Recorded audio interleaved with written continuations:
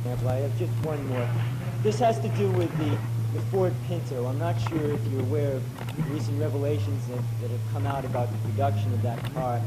Ford produced it knowing full well that in any rear-end collision, the gas tank would blow up because they had failed to install a $13 plastic block in front of the gas tank.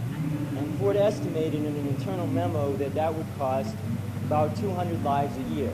And they estimated further that the cost of each life would be $200,000. They multiplied and they found that the cost of installing those blocks in each of the cars would be more than the cost of saving those 200 lives.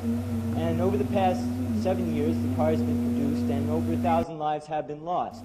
It seems to me that Ford did what would be the right thing according to your policy.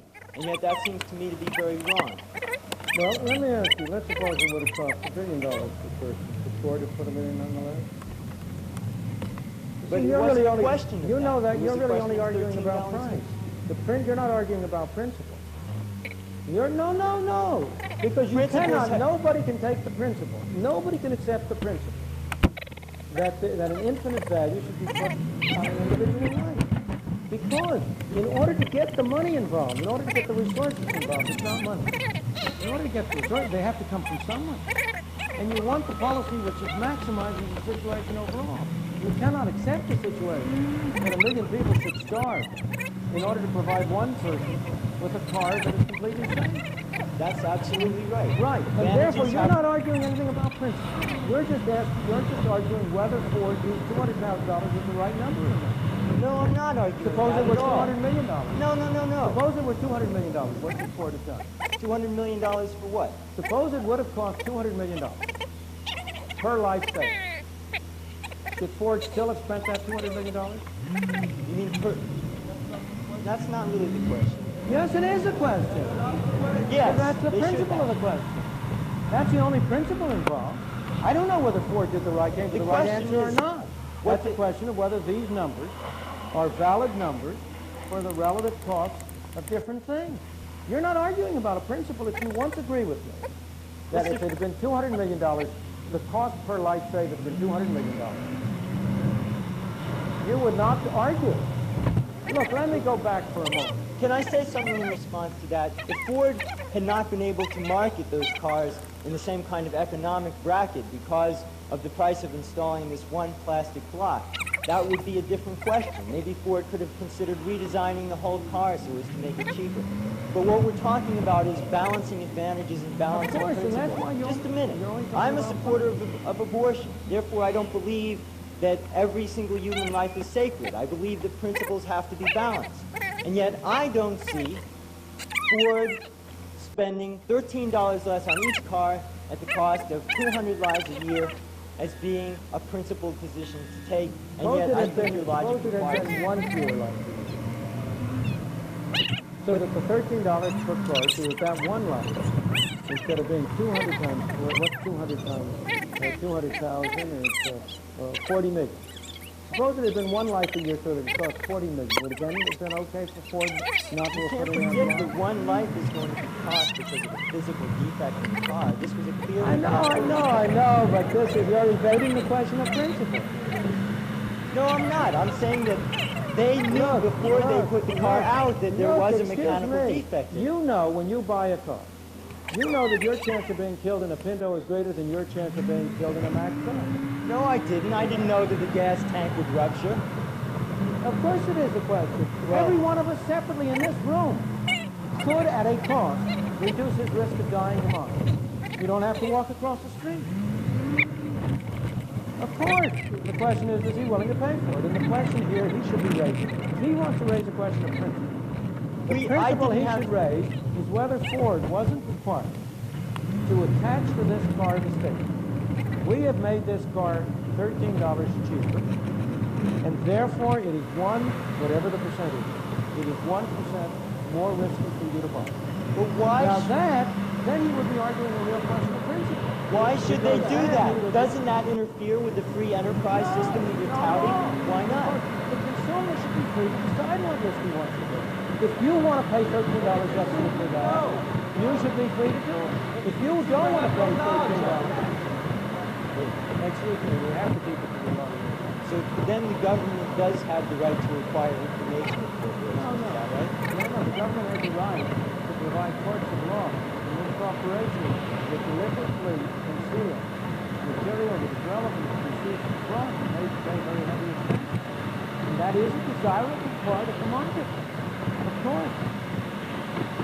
What I'm trying to say to you is that these things are really a little bit more subtle and sophisticated than you are at first led to believe. There are no, you can't get easy answers along this line because your way of putting it really only doesn't really get at the fundamental principle. The real fundamental principle is that people individually should be free to decide how much they're willing to pay for reducing the chances of their death. Now, people mostly aren't going to pay very much. I personally regard this as very, very illogical. I see people on all sides of me smoking. Well, there's no doubt. Nobody denies that increases their chance of death. I'm not saying they shouldn't reduce smoke. Don't misunderstand me. I just think they're fools. And I know they're fools because I quit on the basis of the evidence 18 years ago. But that's the real issue. And if you want us to be rated for it, you ought to be rated on those things, not on the ground that you don't think they use the right thing. Well, look, I don't think we can keep on doing it. I'm afraid we're going to run out of space. I'm afraid I'm going to run out of voice. So I think I'll call it there. Thank you.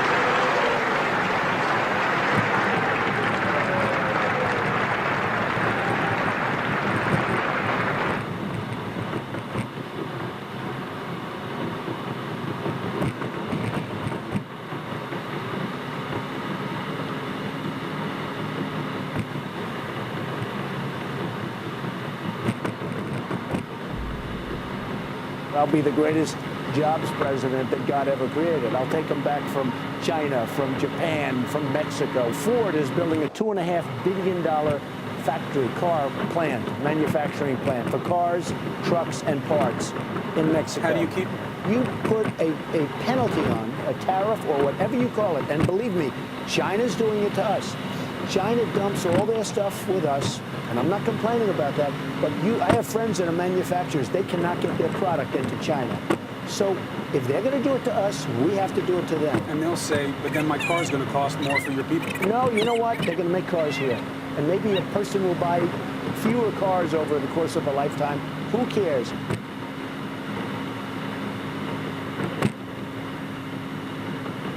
If you look at what countries like China are doing to this country, they are eating our lunch. We're building China. We are really building China because everything we make is made in China or other countries. It's not made here. We don't make things anymore. We don't make, as an example, I ordered thousands of windows the other week, a couple of weeks ago. They're made in China. I said, does anybody make windows like in this country, in North Carolina, in Alabama, in Oregon, in places that used to make windows? They don't make them anymore. We're building China by ordering all of their products. One of the things that baffles me is the extent to which people regard the trade deficit as a bad thing. Let's go back. The Japanese have a very large trade deficit. They have a surplus, from their point of view, a deficit for, what is it, 50 billion? Now, what have they been doing with that $50 billion over the last 10 years? To us. They've been making Americans rich. They've been buying golf courses at inflated prices. They've been buying property at inflated prices. Almost every one of their investments has gone sour. How have we been hurt by that? When I look at legal legislation, it almost always seems to me that legislation is enacted to benefit a small group at the expense of a large group. Free trade is a way of benefiting a large group at the expense of a small group. But politically, a small group always speaks with a bigger voice. If you were to take a referendum in this country, take a free trade issue, take any free trade issue you want. Suppose at the time one of my heroes, Mr. Reagan, made the great mistake of going along with voluntary import quotas on Japanese cars. Suppose you had had a referendum of all automobile users in the United States, which said, are you willing to pay $2,000 extra a car in order to retain a few extra jobs in Detroit, in Michigan, in the automobile industry? Do you really think you would have gotten an overwhelming vote in favor of that? When was the last time anybody saw us beating, let's say, China in a trade deal? They kill us. I beat China all the time. All the time. When did we beat Japan at anything? They send their cars over by the millions. And what do? When was the last time you saw a Chevrolet in Tokyo? It doesn't exist, folks. If we have more free trade, we benefit.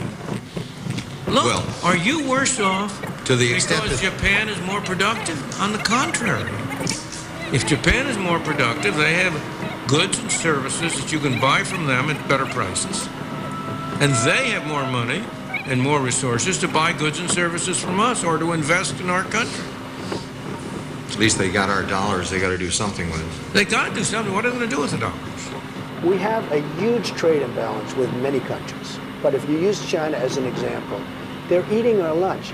When people talk about free trade, like you just say, oh, that's tariff, well, I don't mind a tariff on a country that's got billions and billions of dollars of surplus. We are rebuilding China. We're rebuilding China because we order so much. We're so big. We're ordering so much product from them. The reason why people are so mixed up, in my opinion, about free trade, there are two reasons. One is the propaganda from the producers. But the other is that they don't recognize the role of a floating exchange rate as something. Suppose for a moment, in the vision that people give, that everything in Japan was cheaper than everything in the United States. Okay? And so we want to buy all of Japan. They're willing to sell us. And they get dollars. But they don't want to buy anything in the United States because we're all too expensive. What are they going to do with those dollars? They're going to try to buy yen. How can they buy yen? Only by offering a better price for yen.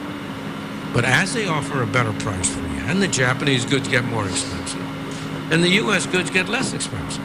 You can't compare costs between countries. The costs here are in dollars, the costs there are in yen, and which is cheaper depends on what the exchange rate is.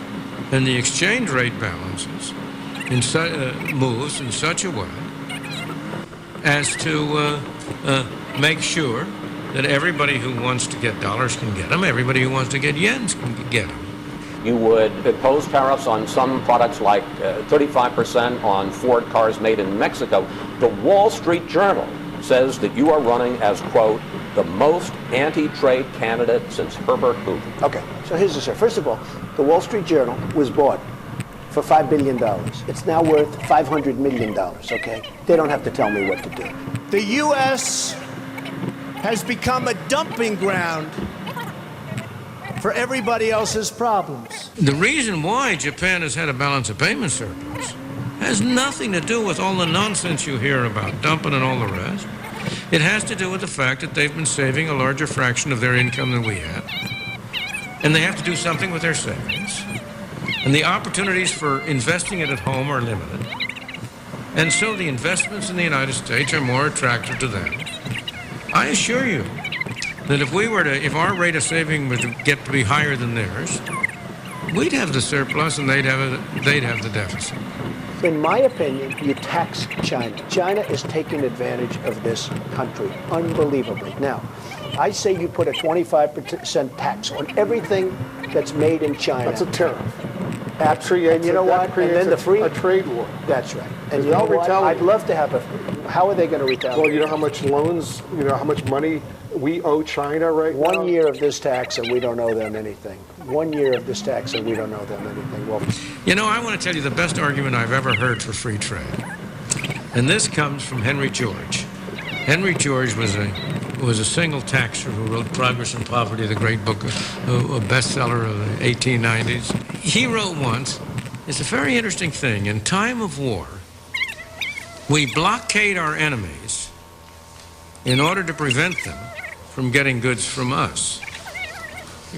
In time of peace, we do to ourselves by tariffs what we do to our enemy in time of war. Isn't that a marvelous way of putting it?